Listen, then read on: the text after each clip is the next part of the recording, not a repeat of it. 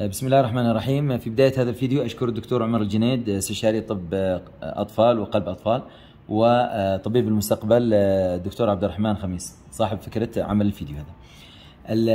الفيديو هذا اللي هو عبارة عن الهارت مرمر، بنتكلم عن الهارت مرمر، وعندي طريقة مميزة أحب إن شاء الله أنها توصل المعلومة بطريقة أسهل إن شاء الله.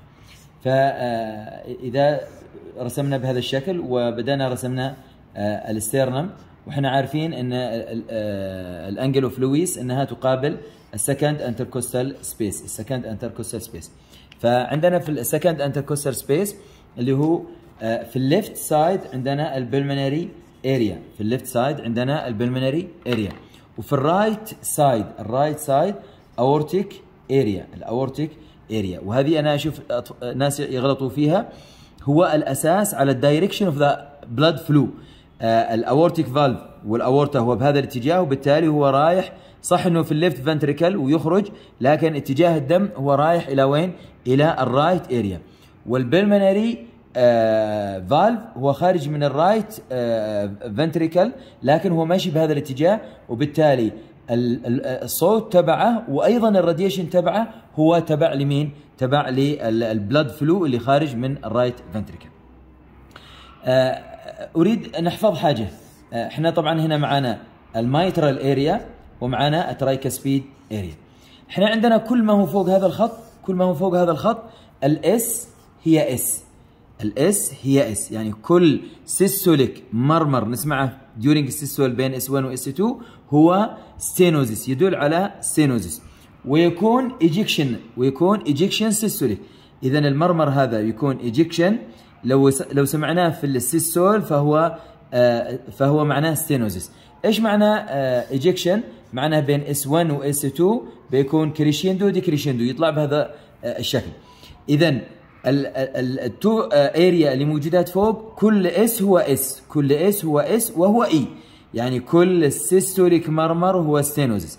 نجينا على الاورتيك اريا، سمعنا فيها في السيستول سمعنا مرمر، هذا معناه اورتيك ستينوزيس. جينا على البلمنري اريا، سمعنا في السيستول مرمر، فهذا معناه بلمنري ستينوزيس. وهذا الاثنين بيكونوا ايجكشن سيستوليك مرمر، هنا بالمنري ستينوزيس، ايجكشن اورتيك ستينوزيس، ايجكشن سيستوليك مرمر، هنا معناه بالمنري ستينوزيس. يبقى معنا الراديشن كما قلنا انه هو على الدايركشن اوف بلاد فلو. اذا كان الاورتا بيمشي بهذا الاتجاه، فان الترانسميشن حقه الراديشن بيطلع الى النك، الراديشن بيكون الى النك. اذا البلمنري الاورتيك ستينوزيس بيعمل لنا ايجكشن سيستوليك مرمر وراديتد تو ذا نك. نجي على البلمنري ستينوزيس، قلنا الراديشن حقه بهذا الاتجاه البلاد فلو. الاريا هنا الصوت بنسمع حق البلمنري ستينوزيس، بنسمع ايجكشن سيستوليك مرمر، وبيكون راديتد تو ذا باك لانه الدايركشن حق البلاد فلو. ونتذكر دائما البي بي، نقول انه البلاد بريشر بلمنري ستينوزيس يروح الى الباك، بي بي دائما، وتتكرر في اشياء كثيره فيها البي يساوي البي. الآن هذا إذا حفظنا أنه فوق اس اس اي، كل ما عدا ذلك فهو عكسه. فلو وجدنا هنا دياستوليك مرمر فهو ريجرج، إذا حصلنا هنا دياستوليك مرمر فهو ريجرج. الآن ما تحت الخط هو عكس، فكل ما سمعنا سيستوليك مرمر هو ريجرج. إذا انظروا فوق اس كل اس هو اس، والباقي عكس، فهنا بيكون كل سيستوليك مرمر هو ريجرج. فلو جينا الى الميترال اريا وسمعنا فيها سيستوليك مرمر، احنا بنكون امام امرين. اذا في الميترال اريا سمعنا سيستوليك مرمر، هذا بيكون احد امرين، اما في اس دي او ميترال ريجرج. احنا اتفقنا انه اللي تحت هنا في التو اريا كل اس هو ار، كل سيستوليك هو ريجرج. اذا هنا سمعنا سيستوليك مرمر، اذا هذا ميترال ريجرج. كيف نفرق بين الاثنين؟ الفي اس دي سيستوليك مرمر، لكنه في هذا الاريا، في البريكورديال اريا، وهو بي بان سيستوليك. ايش معنى بان سيستوليك؟ معناه بين اس 1 و اس 2 بيمسك السيستول كامل بهذا الشكل.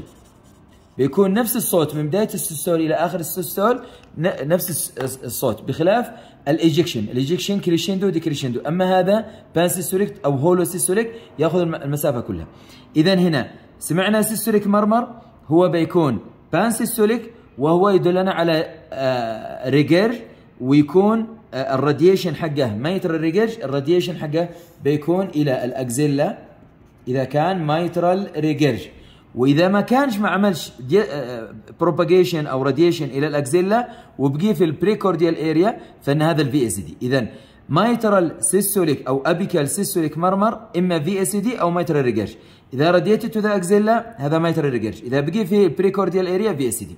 وهنا ملاحظه مهمه جدا، انه الترنك حق الطفل الشيست لانه صغير، فالراديشن الغالب ما يكونش واضح بشكل كبير، فنركز على الماكسيمم انتنسيتي اوف مرمر. وين سمعناها؟ اذا سمعناها الماكسيمم انتنسيتي حقها في الابيكال اريا، في البلمنري اريا، في الاورتيك اريا، فهذا تدل على الصوت. والا الراديشن ممكن انه يسمع الراديشن لمرمر على مرمر يختلف بخلاف هذه القواعد، لكن هذا هو الاساس. والانتنسيتي الماكسيمم انتنسيتي اوف مرمر نشوف وين هي، وهذا يدلنا على الساوند. اذا كخلاصه عندنا البلمنري اريا في الليفت وننتبه، والاورتيك اريا في الرايت لانه دايركشن حق البلاد فلو، والبلمنري الدايركشن حق البلاد فلو بهذا الشكل.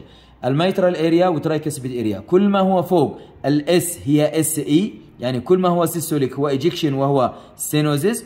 الاورتيك ستينوزيس يعمل لنا ايجكشن سيستوليك مرمر ريدي تو ذا نيك. البلمنري ستينوزيس بيعمل لنا ايجكشن سيستوليك مرمر ريدي تو ذا باك.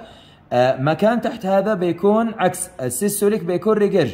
فاذا سمعنا صوت في الميترال اريا هو احد امرين في السيستول، اما في اس دي بيكون بروباجيشن بريكورديال اريا، واذا كان الترانسميشن البروباجيشن حقه او راديشن الى الاكزيلا هذا معناه ميترال ريجيرج، وهذا بيكون بان سيستوليك بهذا الشكل. وشكرا.